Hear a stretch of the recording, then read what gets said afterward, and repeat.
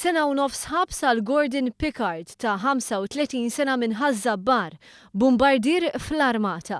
Dan wara li nstab ħati brabta mal-każ tal-qtil brutali ta' Mahmoud Kamara, immigrant ta' 32 sena mill-Mali. Il-każ ġara fl-2012 u l-immigrant miet wara li qala daqqit ta' sieq fil-parti ġenitali tiegħu u f'ġenbejh. Però l-akkuża kontra Pickard kienet dik li qeret l-evidenza jew b'xi mod prova jbiddel il-provi. F'dan il-każ hemm żewġ persuni oħra l-qorti li qegħdin ikunu akkużati bil-qtil tal-immigrant. Intant is-sentenza tal-Maġistrat Antonio Vella fil-konfront ta' Pickard kienet waħda mimlija dikjarazzjonijiet ibsa u li jixxukjaw. Fost oħrajn għamel referenza dwar kif Pickard u żewġ akkużati l-oħra, is-Surġent Mark Anthony Demek u Gunner Clive Kuxkiri, ma ċemplux għall-ambulanza meta Kamara kellu bżonna. Minflok iċemplu għall-ambulanza, iċemplu għall-manetti biex ilibsuhom ma' persuna li qed tieħu l-aħħar nifsijiet ta' ħajjita, kiteb fis-sentenza tiegħu il-Maġistrat.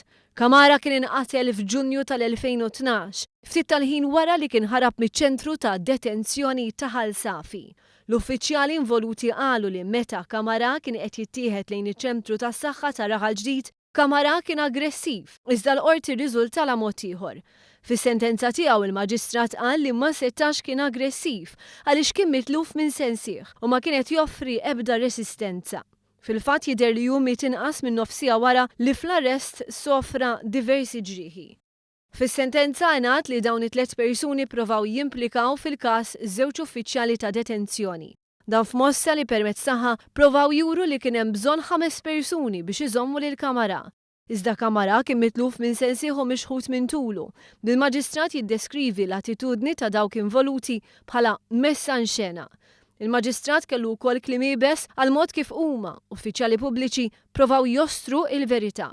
Il-kundanna ta' sena u nofs ħabs kienet l-ola waħda li seta' jingħata Pickard skont l-akkużi li nġibu kontrih.